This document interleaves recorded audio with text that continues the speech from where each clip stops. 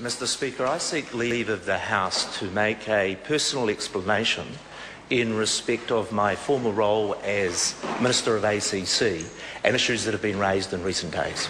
Leave is sought for that purpose. Is there any objection? There is no objection. Thank you, Mr. Speaker.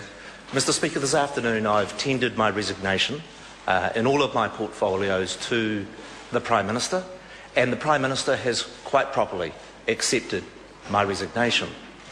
Mr. Speaker, I do so because I made not one error of judgment, but two, in dealing with a conflict of interest in respect of a friend who had made repeated attempts to me during my period as Minister of ACC to advocate and interfere on her case. The first error I made was in July last year when she said to me that there were concerns about what her status was prior to her accident. I provided a letter providing knowledge of her in that pre-accident period. The letter did make plain that I did not seek in any way to interfere in ACC decisions about her claim, and was made in the role of being a friend.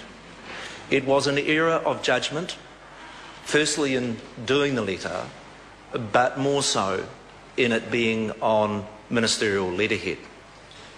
Yesterday I asked ACC to go through and check all of the correspondence that I had over my 3 years as Minister, and there was quite a lot with this particular person. The letter that I, for instance, wrote in March last year very properly said, I cannot interfere in your case, there are proper processes for you to go through. In December prior to that, in 2010, I too wrote another letter to her in response and acted absolutely properly and managed the conflict of interest correctly as well. The second instance that brings me to the point that it is the proper thing for me to do and to resign is that there was a letter in March of 2010 where a Member of Parliament was advocating for this person to the Associate Minister of ACC, who was then Pansy Wong. Pansy Wong, quite properly, said that this was a friend of hers too. She was on her campaign committee, and declared a conflict of interest and referred that letter back to myself. ACC prepared a formal response to that letter and I signed out that error back to that constituent without acknowledging that I too had a conflict of interest.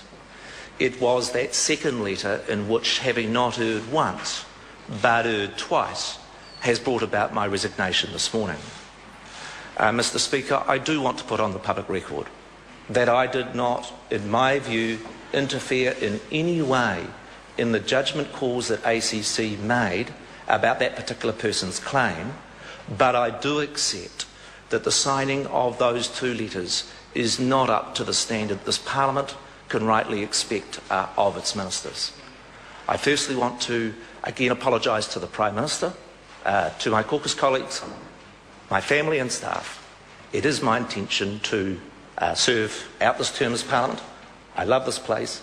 I'm disappointed I'm not going to be able to continue my work in some of those areas I have a passion, but I apologise to all my fellow representatives for those misjudgments. Thank the member.